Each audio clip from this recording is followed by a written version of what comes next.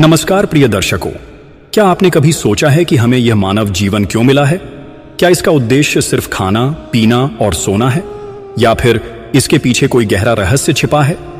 सच यह है कि जीवन का असली आधार है कर्म। मनुष्य जैसा कर्म करता है वैसा ही उसका कर्मफल उसे प्राप्त होता है। यही कारण है कि संत महात्मा कहते हैं, मनुष्य का जीवन अनमोल है और इसका सही उपयोग तभी है जब हम अपने कर्मों और उनके फल को समझें। याद रखिए, कर्म ही भविष्य बनाता है, कर्म ही जीवन का सुख दुख तय करता है और कर्म ही हमें मुक्ति की ओर ले जाता है। इसी गहन विषय पर आज हम विस्तार से चर्चा करेंगे, कर्म और उसके कर्मफल। कृपया धैर्य के साथ पूरा उपदेश सुनिए। कर्म ही प्रधान है। कर्म अच्छा है तो उसका फल भी अच्छा होगा और कर्म बुरा है तो उसका परिणाम भी बुरा ही होगा, क्योंकि कर्म ही भाग्य के रूप में परिणत होता है, कर्म ही भाग्य के रूप में अभिव्यक्त होता है। कर्म यदि बबूल का बीज है तो उस बीज से बबूल ही प्रकट होगा, और यदि बीज आम का है तो उस बीज से आम का वृक्ष ही प्रकट होगा। उसी प्रकार अच्छे कर्म, पुण्य कर्म और शुभ कर्म ही अच्छे भाग्य के रूप में व्यक्त होते हैं। भाग्य कुछ और नहीं बल्कि अतीत या वर्तमान में हमारे द्वारा किए गए कर्मों का ही अभिव्यक्त स्वरूप है। वही हमारे कर्मों की छाया है, हमारे कर्मों का प्रतिबिंब है और हमारे कर्मों का प्रतिफल भी है। जहां पुरुषार्थ है, दृढ़ इच्छा शक्ति है, प्रबल मनोबल, आत्मबल है, वहीं विजय श्री है, वहीं सफलता है, वहीं जय जयकार है। और जहां आलस्य है, अकर्मण्यता है, वहीं असफलता है। इसलिए हमारे शास्त्रों में कर्म करने को ही महत्वपूर्ण माना गया है। साथियों, यह विश्व, यह जगत कर्म प्रधान है।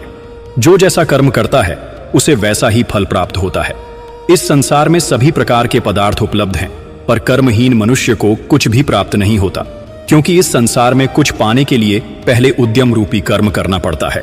कर्म की महत्ता को लेकर संत कबीर ने कहा है, कोई बिना उपाय के देव कभू नहीं देत, खेत बीज बोवे नहीं तो क्यों जामे खेत। अर्थात स्वयं परक उपाय करने से ही फल प्राप्त होता है। बिना परिश्रम के देव भी कुछ नहीं देता। खेत में यदि बीज बोया ही नहीं तो खेत में क्या जमेगा। कर्म और भाग्य को स्पष्ट करते हुए स्वामी विवेकानंद ने कहा है, अपने विचारों पर नियंत्रण रखो, नहीं तो वे तुम्हारा कर्म बन जाएंगे, और अपने कर्मों पर नियंत्रण रखो, नहीं तो वे तुम्हारा भाग्य बन जाएंगे। मनुष्य अपने भाग्य का निर्माता स्वयं है। वह अपने कर्मों से अच्छे या बुरे भाग्य का निर्माण करता है। भगवान श्री कृष्ण ने भी स्पष्ट किया है कि मनुष्य जैसा सोचता है और जैसा करता है वह वैसा ही बन जाता है। यदि हमारे कर्म श्रेष्ठ है तो भाग्य भी श्रेष्ठ ही होगा, और यदि कर्म निकृष्ट है तो भाग्य भी वैसा ही होगा। निस्संदेह मनुष्य अपने भाग्य का निर्माता स्वयं है। वह स्वयं को जैसा चाहे वैसा बना सकता है। यदि मनुष्य में प्रचंड मनोबल हो तो बड़ी बड़ी विपत्तियां भी उसे अपने लक्ष्य से विचलित नहीं कर पाती। उसके लिए विपरीत परिस्थितियां भी अनुकूल हो जाती हैं। वह चाहे तो खेल, उद्योग, अध्यात्म, अंतरिक्ष, शिक्षा, व्यवसाय आदि किसी भी क्षेत्र विशेष में सफलता के शिखर तक पहुंच सकता है। जैसे एक कुशल मूर्तिकार कठोर पाषाण को तराश कर उसे मनचाही मूर्ति, आकृति और आकार का रूप दे देता है, वैसे ही पोषित व्यक्ति अपने पुरुषार्थ से, श्रेष्ठ कर्म से अपने जीवन को मनचाहा आकार दे पाता है और स्वयं अपने हाथों से ही अपने भाग्य को गढ़ता है, रचता है और सुख, सौभाग्य तथा आनंद का अधिकारी बनता है। इसलिए कर्म ही बीज है और फल उसी बीज से प्रकट हुआ वृक्ष है। फल उसी वृक्ष में लगे हुए खट्टे या मीठे फल हैं। यह नियम संदेश हमें सदा स्मरण रखना चाहिए। इस नियम में यह सत्य भी निहित है कि इस जीवन में किए गए कार्यों से जो प्रवृत्तियां तथा संस्कार उपलब्ध होंगे, उन्हीं के अनुरूप हमारा पुनर्जन्म होगा। भविष्य की परिस्थितियां एवं बाद के जीवन से कर्मों का निर्धारण होगा। प्रचलित कहावत जैसा करोगे वैसा भरोगे, इसमें स्वतः ही व्यापक रूप से समाहित है। भारतीय तत्ववेत्ताओं का कहना है कि मानव के बंधन तथा दुख उसके अतीत के गलत कार्यों व कर्मों के स्वाभाविक परिणाम हैं। यदि इस जीवन में शुभ व उचित कर्म निष्ठापूर्वक किए जाए तो भविष्य में उनका शुभ परिणाम अवश्य मिलेगा। मनुष्य का जीवन एक खेत है जिसमें कर्म बोए जाते हैं और उन्हीं के अनुसार फल काटे जाते हैं। जो अच्छे कर्म करता है वह अच्छे फल पाता है। बुरे कर्म करने वाला बुराई ही समेटता है। अपने चिंतन में एक कहावत है कि आम बोने वाला आम खाएगा, जो बबूल बोएगा वह हमेशा कांटे ही पाएगा। बबूल बोकर आम प्राप्त करना इस तरह का कार्य प्रकृति का नहीं है। उसी प्रकार बुराई के बीज बोकर अच्छाई पा लेना संभव नहीं है। इस संबंध में कहावत है, जैसी करनी वैसी भरनी, आज नहीं तो कल। भगवान श्री कृष्ण कहते हैं, न मां कर्माणि लिम्पन्ति न मे कर्म फले स्पृहा, अर्थात न मुझसे कर्म लिपटते हैं न मुझे कर्म फल में आसक्ति है। यदि आसक्ति से दूर रहकर ईश्वर समर्पित भाव से कर्म किए जाए तो कर्म ही मोक्ष का द्वार बन जाता है। कर्म के इसी स्वरूप को उन्होंने योगः कर्म सुकौशलम, कर्म कुशलता ही योग है, ऐसा निश्चित किया है। कर्म तो अवश्य करो, परंतु फल की इच्छा नहीं, फल की कामना त्याग दें और अपने जीवन से कर्म सर्पिनाग का जहरीला दांत उखाड़ देना है। कर्म की अनिवार्यता जीवन के साथ अनिवार्य रूप से जुड़ी है, इसलिए कर्म को सही विधि से आसक्ति रहित होकर करना चाहिए। संसार में कर्म ही मुख्य है, यहां जो जैसा करता है वह वैसा ही फल पाता है। कर्म ही मनुष्य के उत्थान पतन का कारण होता है। मन, वाणी और शरीर से स्वहित या परहित का कोई भी कर्म किया जा सकता है। अच्छा बुरा, सुख दुख की अनुभूति, परहित अनहित की कामना इत्यादि मन से संबंधित है। राग द्वेष बढ़ाने, सामाजिक स्नेह सद्भाव बिगाड़ने, दूसरों को आतंकित व बेचैन करने वाले कर्म दूषित मन की उपज होते हैं। मधुर या कटु वचन बोलकर किसी को प्रसन्न या दुखी कर देना वाणी के कर्म हैं। शरीर से दूसरों को राहत देने या आहत करने का भी कार्य किया जा सकता है। कर्मों का सम्यक बोध ईश्वर द्वारा प्रदर्शित मार्ग का अनुसरण करने से होता है। श्रीमद् भगवद गीता के 4 अध्याय में योगेश्वर भगवान श्री कृष्ण ने कर्म के 3 स्वरूप कर्म, अकर्म और विकर्म को जानने पर बल देते हैं। शास्त्रों और महापुरुषों द्वारा निर्दिष्ट कर्तव्य कर्मों को नियमित रूप से आत्मस्थ रहित होकर संपन्न करना कर्म कहलाता है। फलासक्ति रहित या अनासक्त भाव से संपन्न एवं कर्तापन के त्याग के साथ कर्म करना अकर्म कहलाता है। लेकिन कर्तव्य कर्मों की उपेक्षा, अवहेलना या शास्त्र विरुद्ध आचरण और दिखावे का कर्म करना विकर्म, निषिद्ध कहलाता है। शास्त्रों में इन्हें ही कर्म कहा गया है। यहां कोई भी एक क्षण बिना कर्म किए नहीं रहता। कर्म तो सभी करते हैं, लेकिन उसके अपेक्षित परिणाम को पहचानने का विवेक सब में नहीं होता। ईश्वर प्राप्ति कठिन क्रियाओं तथा सकाम कर्मों के आचरण से नहीं, बल्कि निष्काम कर्म से सफल होती है। समस्त कर्मों और उनके फलों को भगवान को अर्पण कर दृष्टा भाव से जो कर्म किया जाता है उससे निष्कामता प्राप्त होती है। भगवान श्री कृष्ण कहते हैं कि तुम जो कुछ भी करते हो वह सब मेरे निमित्त करो। ईश्वर की निःस्वार्थ सेवा करना जिनका ध्येय होता है वे ही निष्काम भक्त होते हैं। निष्काम भक्तों का दृढ़ संकल्प होता है कि फल मिले या न मिले, समर्पित भाव से कर्म करते जाना है। हानि लाभ, जय पराजय एवं सफलता असफलता की चिंता छोड़कर कर्म का किसी भी दशा में परित्याग नहीं करना है। यह समत्व भाव या अकुशलता कर्म कुशलता का विशिष्ट गुण होता है। निष्ठापूर्वक सेवा का निर्वाह न करने वाला जन समुदाय में अकर्मण्यता का संदेश देता है। एक दिन अपने अच्छे कर्म या बुरे कर्म, विकर्म का परिणाम सबको निश्चित ही भुगतना पड़ता है। मनुष्य को विवेकशील होना चाहिए। उसमें यह क्षमता होनी चाहिए कि वह अपने कर्तव्य कर्म और विकर्म में भेद कर सके और उन कर्मों को ही जीवन का अंग बनाए जिनसे आत्मोन्नति होती है। मनुष्य को चाहिए कि वह अपने जीवन में शुभ कर्म को ही प्रधानता दे और अशुभ कर्म से बचे। हमारे शास्त्रों का स्पष्ट कथन है, कर्मण्येवाधिकारस्ते मां फलेषु कदाचन मां कर्म फल हेतुर्भूर्मा ते संगोस्त्व कर्मणि, अर्थात तेरा कर्म करने में ही अधिकार है, उसके फलों में कभी नहीं। इसलिए तू कर्मों के फल का हेतु मत हो और तेरी अकर्मणता में भी आसक्ति न हो। इस श्लोक का यही तात्पर्य है कि मनुष्य कर्म करे, निष्काम भाव से कर्म करे और कर्तव्य समझकर कर्म करे। फल की चिंता में अपने को न डुबोए, बल्कि अपने दायित्व का निर्वाह करे।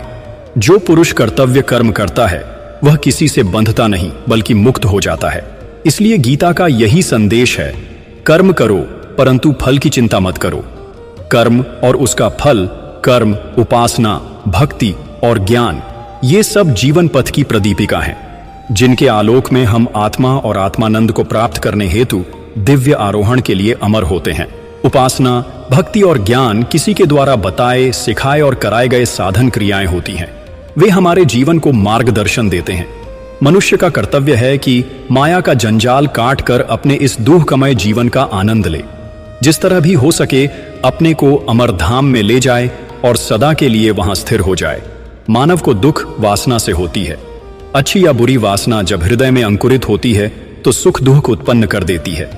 मनुष्य की वृत्तियां जब इंद्रियों के विषयों पर जैसे जैसे पड़ती हैं तो असंख्य इच्छाएं पैदा होती हैं और मन बुद्धि के साथ मिलकर हम सबको अशांति और असंतोष में डाल देते हैं। इसी तरह मानव मन बहता हुआ उसे नीचे की ओर खींच ले जाता है। उदाहरण के लिए, अंबर के विस्तृत आकाश में जब कोई पक्षी उड्डहता है, यदि उसके पंख काट दिए जाए तो वह नीचे गिरकर धरती पर आ जाता है। उसी तरह जीव भी यदि अपनी इच्छाओं में बंध जाता है और नीचे की ओर झुक जाता है। शास्त्रों ने जीवन की इस स्थिति को एक अश्वत्थ वृक्ष का उदाहरण देकर समझाया है। जीव इस संसार रूपी वृक्ष में अपनी जड़ें जमाए रहता है। उसकी वृत्तियां नीचे की ओर भागती हैं और वह बार बार जन्म मरण के बंधन में बंधता रहता है। जीव को चाहिए कि वह इस वृक्ष को उखाड़ फेंके, अपने कर्तव्य का पालन करे, इस वृक्ष की डाली पत्तियों और फलों में न उलझे, फल तोड़ने की जगह उसकी जड़ को खोजे। गीता में कहा गया है, यह संसार रूपी वृक्ष पीपल के वृक्ष के समान है, जिसकी जड़ीच ऊपर है और डालियां तथा पत्ते नीचे फैले हुए हैं। यह संसार निरंतर चल रहा है, इसी वृक्ष को काटना ही मनुष्य का कर्तव्य है। जड़ एक अनादि शक्ति है, वही ब्रह्म है, वही अमृत है। इसी आदि शक्ति में ही सारे लोकांतर गुंथे हुए हैं। इसी माया रूपी उल्टे वृक्ष से जीवात्मा आसक्त हो लटक रहा है। माया उसका विवेक हर लेती है। इस कारण हुआ यह कि जीव भगवान के उपदेश से उसका आभास अवश्य करता है। दृष्टांत, पुराणों में एक गाथा आई है। एक बनिया रुपयों की थैली बांध व्यापार करने घर से निकला। ठगों को किसी तरह खबर हो गई। बनिया के गांव से निकलते ही ठग उसके साथ हो लिए। वे लोग मीठी मीठी बातें करते जाते थे और बनिए का दिल अपनी ओर खींचते जाते थे। बनिया भी प्रसन्न था कि रास्ते के साथी मिल गए। चलते चलते शाम हो गई, परंतु अवसर उनके हाथ नहीं लगा। इतने में एक घने जंगल में उनका प्रवेश हुआ। बस्ती अभी कई कोस के फासले पर थी। बरसात के दिन थे, बादल घिरे हुए थे। अंधेरे ने अपना प्रभाव चारों दिशाओं में फैला रखा था। सारे राहगीर एक एक करके ठिकानों पर जा लगे थे। अब उस सुनसान में केवल लुटेरे थे और वह बनिया। मौका हाथ में आ गया। उन्होंने बनिए को पकड़ लिया, पहले खूब पीटा, फिर उसका सारा धन छीन लिया। बनिया बहुत गिड़गिड़ाया, हाथ जोड़े खुशामद की, मित्रता का नाता निकाला, पर उन बदमाशों ने एक न सुनी। कपड़े तक उसके उतरवा लिए। लुटेरों ने उसकी एक भी कौड़ी खर्च पानी के लिए नहीं छोड़ी। इस तरह नंगा कर, लूट कर उसी दशा में छोड़ भाग गए। इस प्रकार पर्वत व घाटियों से घिरे हुए उस विकट वन में वह बनिया अकेला रह गया। अंधेरे में कुछ सूझता नहीं था, चारों ओर सन्नाटा था। कभी कभी सिंहों की दहाड़, हाथियों की चीख उसके कानों में पड़ जाती थी। मार पड़ने और लूट जाने के कारण एक तो वह वैसे ही बर्बाद हुआ था, उस पर वह डरावनी आवाजें उसका कलेजा और भी मसोस रही थीं। इसी मूढ़ दशा में वह पथभ्रष्ट मुसाफिर की तरह एक ओर को चल पड़ा। उसे ज्ञान ही नहीं रहा कि जिस दिशा में वह जा रहा है वह किस तरफ है और उसका रास्ता किधर को है। वह बस मुंह उठाए चला जा रहा था, परंतु जिस मार्ग को उसने पकड़ा है वह ध्येय तक पहुंचेगा या नहीं, इसका विचार उसके मस्तिष्क से लुप्त हो चुका था। इस तरह चलते चलते वह एक अंधे कुएं में गिर पड़ा। कुएं के मुख पर एक पीपल का वृक्ष था, जिसकी शाखाएं कुएं के अंदर तक फैली हुई थीं। बनिए ने गिरते ही अपना कुछ भाग संभाला, झट से एक डाल को पकड़ लिया और लटक गया। अब न वह नीचे गिरता है, न ऊपर को चढ़ पाता है, बस डाली के सहारे लटका हुआ था। एकदम आकाश में बिजली चमकी और काली काली घटाओं से बिजली ने निकलकर पृथ्वी पर प्रकाश की एक किरण फेंकी। क्षण मात्र में ही उसे समेट बादलों में विलीन हो गई। उस रोशनी में उसे दिखाई पड़ा कि नीचे कुएं में एक महाभयानक अजगर मुंह फाड़े उसको देख रहा है और उसे निगल जाने की फिराक में है। और ऊपर जिस डाली को पकड़कर वह लटका हुआ है, उसे दो चूहे कुतर रहे हैं। एक का रंग श्वेत और दूसरा चूहा काले रंग का है, जो उसी डाली को दांतों से काट रहे हैं और वह शीघ्र गिरने ही वाला है। वह डाल टूटकर गिरने वाली थी। नीचे और ऊपर दोनों ओर से विपत्ति है। यह देखकर बनिया भय से कांपने लगा और इससे बचने का उपाय सोचने लगा। उसके सिर के ऊपर ठीक सीध में एक मधुमक्खी का छत्ता था। कभी कभी शहद की बूंद उसमें से टपक पड़ती थी। उसी उधेड़बुन की दशा में एक बूंद उसके होंठों पर आ गिरी। बनिए ने जीभ निकालकर उसे चाटा तो मजा आ गया। अब तो वह सब कुछ भूल बैठा और ऊपर को मुख फाड़ के उसी मधुर रस का इंतजार करने लगा। उसकी जीभ लपलपाने लगी। उसकी सारी वृत्तियां चारों ओर से सिमट के उसकी ओर आ गईं। अब न मृत्यु का भय है, न ध्येय पर पहुंचने की स्मृति है। केवल मीठी बूंद के लिए लालायत है उसकी विचार शक्ति उसी रस में डूब के रह गई। इतने में ही डाली टूट पड़ी और विवेकहीन बनिया अजगर का ग्रास बन सदा के लिए अपने इष्ट मित्र व कुटुंबियों को छोड़ संसार से चल बसा। आगे उसकी क्या गति होगी इसका पता नहीं, परंतु धर्म ग्रंथों के कथानुसार चूंकि उसने शहद की लालसा में प्राण दिए थे, अंत समय उसकी वृत्ति शहद में ही थी, इसलिए मधुमक्खी की योनि में उसे जाना पड़ा होगा। वह अजगर सर्प ही मृत्यु है, जो मुंह बाएं हर समय ताक में रहती है, और श्वेत और काला चूहे ही दिन और रात है, जो उसकी आयु रूपी डाली को कुतरते रहते हैं और एक दिन उसे समाप्त करके छोड़ते हैं। शहद की बूंदें ही विषय हैं, जिनके आनंद में लिप्त हो वह सब कुछ भूल बैठता है। अंत समय जिस वासना के लिए वह मरता है, उसी के अनुसार सर्प, कीड़े मकोड़े, पशु पंछी की क्लेशदायक योनियां उसे भोगनी पड़ती हैं। जहां मनुष्यों की ऐसी दशा हो, उनको अन्नमय का प्राणी समझना चाहिए। कर्तव्य और ऊर्ध्वगमन। जीव का कर्तव्य है कि माया का जंजाल काटकर अपने इस दुखमय जीवन का अंत करे। जिस तरह भी हो सके अपने को अमरधाम में ले जाए और सदा के लिए वहां विश्राम कर ले। जो ऐसा नहीं करता, अपने को बुद्धिमान समझता हुआ भी जो इधर को नहीं मुड़ता, विपत्तियों के थपेड़े खाता हुआ भी जो उनसे बचने का उद्योग नहीं करता, वह विवेकहीन और मूढ़ है। अज्ञान की काली काली घटाएं उसके हृदय पर छाई हुई है। पढ़ा लिखा विद्वान होते हुए भी वह मूर्ख है। आज की दुनिया ऐसे ही भुनगों को बसती है, जो चारों ओर भिन भिनाते फिरते हैं, परंतु अपना व दूसरों का कोई उपकार नहीं कर सकते। आत्मा में बल नहीं, शरीरों में सामर्थ्य नहीं, फिर भी चहकते फिरते हैं और अपने को बुद्धिमान व सामर्थ्यवान समझते हैं। इस दारुण रोग को दूर करने का उपाय नहीं सोचते। अधिक तादाद तो ऐसी है जो अपनी इस दीन दशा की ओर ध्यान ही नहीं देते। वे एक के बाद दूसरा, दूसरे के बाद तीसरा, इसी तरह विपत्तियों के पत्थर बराबर उसके सिर पर बरस रहे हैं। वे चोट भी खा रहे हैं, उन्हें पीड़ा भी हो रही है, परंतु वह विपत्तियां कहां से आ रही हैं, किस प्रकार उसको बंद किया जा सकता है, इससे उन्हें कोई मतलब नहीं। शास्त्रों ने ऐसे को ही मूढ़ कहा है। मनुष्य का मन जब अस्थिर और अशांत रहता है तो जीवन कठिन और दुखमय हो जाता है। यह मन को अशांत कर देता है और बुद्धि को नियंत्रित नहीं रहने देता। इसी अशांति और विवशता में मनुष्य जीवन भर भटकता और उतार चढ़ाव झेलता रहता है। शास्त्रों ने इस प्रक्रिया को ही जीवन और मृत्यु का कारण बताया है। जीवन की चलायमान गति में मन एक ओर केंद्र की ओर खींचता है और दूसरी ओर परिस्थितियों से बाहर की ओर धकेल देता है। अध्यात्म दृष्टि से जीवन की यात्रा में भी यही समझना है। इसके अनुसार प्रेममयी संसार की ओर खींचना है और विषय वासना दुख की ओर धकेलना नहीं। निष्काम कर्म के अभ्यास से ही मन स्थिर और जीव मुक्त होता है। निष्काम कर्म करते हुए कोई भी संस्कार नहीं बनते और जीव पुनर्जन्म और निर्वाण की ओर बढ़ता है। कर्म फल का यही सिद्धांत समझने और जीवन में अपनाने के लिए श्री कृष्ण जी ने इस युग के लिए गीता की एक नवीन साधना दी है, जिसको सुबह शाम ध्यान करके मनुष्य कर्म बंधन से खुद को ऊपर उठा सकता है। यह संसार रूपी चक्रव्यूह जो चलता है, सब पर इसका प्रभाव सबको अपनी सीमा तक ले जाता है। जीवन में हमारा यही ध्येय होना चाहिए कि हम सकाम कर्म और विकर्म से निकलकर निष्काम कर्म, सत्कर्म और अकर्म के लिए अपने को तैयार करें। इसके लिए श्रीमद् भगवद गीता ही सहारा है। गीता की ही अमृत से यह जीवन रूपी नैया पार लगेगी। मनुष्य कर्मों की बाढ़ से बंधा हुआ है। मन का स्वभाव होता है चिंतन करना, हर समय चलते रहना। मन के भीतर उठते विचार हमें कर्म करने के लिए प्रेरित करते हैं। शास्त्रों में कर्मों की भी विधाएं बताई गई हैं। जीवन का निर्माण कर्मों से होता है। जो कर्म किए जाते हैं उनके परिणामों की अनुकूलता और प्रतिकूलता के आधार पर यह जीवन चलता है। कर्म करने से उसके प्रति विचारों की सरसता से कर्म के उद्देश्य की एक छाया जीवात्मा पर पड़ती है। उसके ऊपर संस्कारों के आवरण के रूप में आकृष्टता हो जाती है।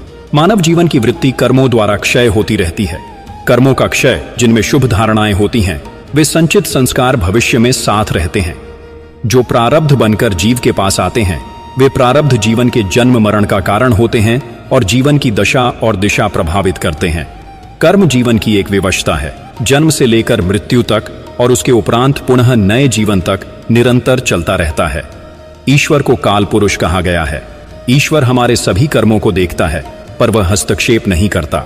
ऐसी क्रियाएं जिन्हें कर्म कहते हैं, जीव अपनी आवश्यकताओं की पूर्ति, लाभ और सुख प्राप्ति के वशीभूत होकर करता है। वह दूसरों के लाभ, सुख, सहायतार्थ पर सेवा व उनकी आवश्यकताओं की पूर्ति हेतु भी करता है। शास्त्रों का स्पष्ट मत है कि इस काम कर्म करने से ही हमारे संस्कार निर्मित होते हैं। इनमें से कुछ संस्कार तो कतिपय कारण से क्षय हो जाते हैं और कुछ स्थिर रह जाते हैं, जिनसे प्रारब्ध के अक्षय भंडार निर्मित होते हैं। यह प्रारब्ध ही जीव के अगले जन्म और विस्तार को निर्धारित करता है। अंतःकरण में जो मन होता है वह सभी इंद्रियों को नियंत्रित करता है। मन की तरंगों की ठोकर से चित्त में कंपन होता है। चित्त में कंपन होने से विचारों का प्रवाह होता है। विचारों के प्रवाह को बुद्धि ग्रहण करती है। बुद्धि के निर्णय से ही सारे कर्म संपन्न होते हैं। मन जितना शक्तिशाली होता है उसका प्रभाव उतना ही प्रबल होता है। यह मन ही हमें सारे कर्मों की प्रेरणा देता है, जिसे बुद्धि की स्वीकृति प्राप्त होती है। इस प्रकार मन के वशीभूत जीव अपनी जीवन यात्रा में संलग्न और संलिप्त होता है और करने न करने योग्य सारे कार्य करता है, जिसके फलस्वरूप वह संस्कार के जाल में आबद्ध होता जाता है। इससे निकल पाना कठिन है। दृष्टि का ज्ञान, अध्यात्म ज्ञान वास्तव में दृष्टि का ज्ञान है। जब हमारे अंतर की दृष्टि खुल जाती है तब हम सत्य को देखने लगते हैं। गीता में जब भगवान कृष्ण ने अर्जुन को अपना विराट स्वरूप दिखलाया, तब अर्जुन से पूछा, हे अर्जुन, क्या तुम मेरा विराट स्वरूप देख रहे हो? अर्जुन भगवान से कहते हैं, हे भगवान, मैं तो आपको जैसे पहले देख रहा था वैसे ही अब देख रहा हूं। आपके स्वरूप में कोई बदलाव नहीं देख रहा हूं। तब भगवान ने कहा, तुम अपने प्राकृतिक नेत्रों से मेरे इस दिव्य स्वरूप का दर्शन नहीं कर पाओगे। मैं तुम्हें दिव्य नेत्र प्रदान करता हूं, तब तुम मेरे इस विराट रूप को देख पाओगे। दिव्य दृष्टि प्राप्त करने पर ही अर्जुन ने भगवान के उस अद्भुत ऐश्वर्य स्वरूप का दर्शन किया। दोस्तों, अध्यात्म का ज्ञान ही वह दिव्य दृष्टि है जिससे मनुष्य यह जान पाता है कि संसार में सत्य क्या है। अध्यात्म के 4 अवस्थाएं होती हैं: स्थूल, सूक्ष्म, कारण एवं कारण से परे। हमारी आंखें स्थूल तक ही देख पाती हैं। सूक्ष्म तक हम केवल किसी तय सीमा तक ही पहुंच पाते हैं। आत्मा संसार से जीव के कारण की अवस्था है। इसी पर वह आच्छादित और उसका स्वरूप छिपा हुआ है। ईश्वर अंश जीव अविनाशी, चेतन अमल सहज सुख राशि। जीव वास्तव में परमात्मा ही है, लेकिन वह एक अज्ञान के पर्दे में छिपा है, जो समझता ही नहीं मैं कि क्या हूं। मेरी निगाह भूतत्व तक की है, मैं पृथ्वी तत्व के पार देख नहीं पाता हूं। जैसे यह मनुष्य है वैसे ही सभी मनुष्य हैं, लेकिन वास्तव में यह सत्य नहीं है। शास्त्र कहता है, यहां परमात्मा की कृति जो मनुष्य है वह वास्तव में ईश्वर ही है। यहां पर ईश्वर के अलावा और कुछ है ही नहीं। हम अज्ञान के कारण मनुष्य ही देख रहे हैं और कुछ नहीं, जबकि मनुष्य में और ईश्वर में कोई अंतर नहीं है। भूमि परत भा डाबर पानी, जिमि जीवहीन माया लपटानी। सो माया बस भय गोसाई, बंधियों कीट कटक की नाई। जैसे आकाश से साफ पानी गिरता है, लेकिन यहां धरती तक पहुंचते पहुंचते उसमें गंदगी भर जाती है और वह गंदा हो जाता है। ऐसे ही प्रकृति के आवरण में आकर हम में गंदगी भर जाती है। मैं, मेरा, क्रोध, काम, लोभ, मोह, यह गंदगी ही है। मैं स्वयं भूल जाता हूं कि क्या था। मेरा स्वरूप इसी विकारों में छिप जाता है। अब मैं केवल मनुष्य हूं। न मैं वर्तमान जानता हूं, न मुझे भूत का ज्ञान है और न ही भविष्य का जान पाता हूं। मुझे क्या करना है, क्या नहीं करना है, वह भी नहीं जानता हूं, क्योंकि अब मेरा ज्ञान छिप गया है।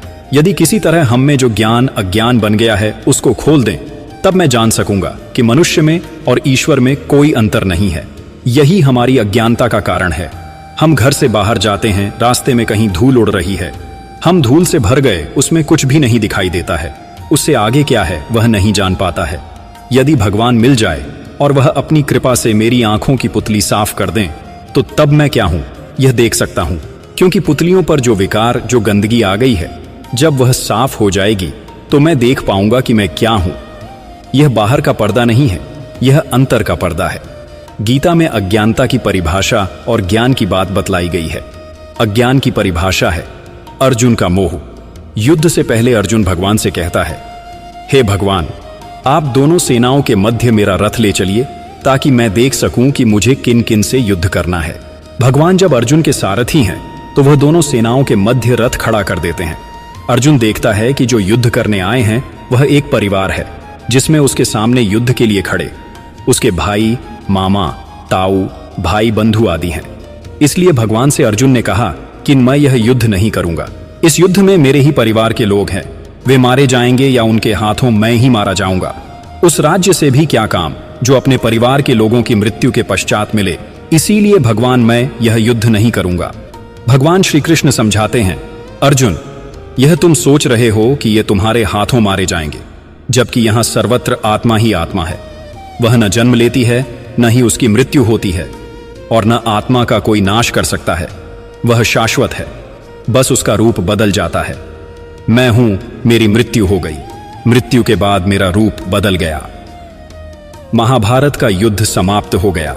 अर्जुन को अपना पुत्र अभिमन्यु बहुत प्रिय था। वह भगवान कृष्ण से प्रार्थना करता है, आप सामर्थ्यवान हैं, भगवान आप एक बार मुझे अभिमन्यु को दिखला दो। भगवान अर्जुन को बहुत तरह से समझाते हैं, परंतु अर्जुन नहीं मानता। तब भगवान श्री कृष्ण अर्जुन के मोह का पर्दा उठाते हैं। अर्जुन अपने सामने अभिमन्यु को देखता है। अभिमन्यु खेल रहा है। अर्जुन अभिमन्यु को बुलाता है, बेटा सुनो। अभिमन्यु पूछता है, आप कौन हैं? तब अर्जुन बोलता है, तुम जानते नहीं हो मुझे, मैं अर्जुन तुम्हारा पिता हूं। अभिमन्यु कहता है, अरे न जाने कितनी बार तुम अभिमन्यु बने, न जाने कितनी बार मैं अर्जुन बना। यह तो एक खेल है। यहां कोई किसी का पुत्र पिता नहीं है, यहां सब एक हैं। न तुम अर्जुन हो, न मैं अभिमन्यु हूं। यहां आत्मा है। एक अभिनय मिला था जिसमें मैं अभिमन्यु बना, बाकी कुछ फर्क नहीं है, सब एक ही हैं। अर्जुन की आंख खुल जाती है। वास्तव में ऐसा ही है। सत्य पर्दे के पीछे छिपा है। एक पर्दा है, एक ड्रामा होता है। नाटक के रंगमंच पर पर्दे पड़े होते हैं। कभी एक पर्दा खुलता है, कभी दूसरा आ जाता है। ऐसे ही हमारे ऊपर पर्दा पड़ा हुआ है। मेरे और उस जन्म के बीच पर्दा खुल गया। एक में मैं अर्जुन बना हूं, फिर दूसरे में अभिमन्यु बना हूं। वास्तव में ऐसा ही होता है। सत्य पर्दे के पीछे छिपा हुआ है। हमें आंतरिक साधना करनी होगी, अंतर मंथन करना होगा, तब हमें अंतर्दृष्टि प्राप्त होगी। दोस्तों, गीता के द्वारा जो हमें साधना प्राप्त हुए है, वह हमारे असत्य के पर्दे को हटा देगी और हमें यह ज्ञान हो जाएगा कि संसार में सत्य क्या है। हमारे जन्म जन्म के पराभव मिट जाएंगे और पूर्ण शांति की प्राप्ति होगी। पूर्ण संतुष्टि, पूर्ण समाधान और वास्तविक आनंद और शांति की प्राप्ति होगी। प्रिय दोस्तों, आज हमने देखा कि यह संसार कर्म और उसके परिणाम पर आधारित है। ईश्वर ने हमें जो बनाया है, जैसा बनाया है, उसी में प्रसन्न रहना ही सबसे बड़ी उपलब्धि है। मनुष्य तभी दुखी होता है जब वह लोभ, मोह और अधिक संग्रह की दौड़ में लग जाता है। पर जब वह संतोष और अपरिग्रह के मार्ग पर चलता है, तो वही जीवन आनंदमय और सफल हो जाता है। इसलिए याद रखिए, कर्म करते जाइए, परिणाम की चिंता मत कीजिए और समता के भाव में स्थित रहकर ईश्वर का स्मरण करते रहिए। यही जीवन का सार है। अब आपसे निवेदन है, अगर आपको यह उपदेश पसंद आया हो तो हमारे चैनल को सब्सक्राइब कीजिए, वीडियो को लाइक और शेयर कीजिए ताकि यह संदेश और भी लोगों तक पहुंचे। आपके एक एक सब्सक्राइब से हमें नई ऊर्जा और प्रेरणा मिलती है। धन्यवाद। जय श्री कृष्णा।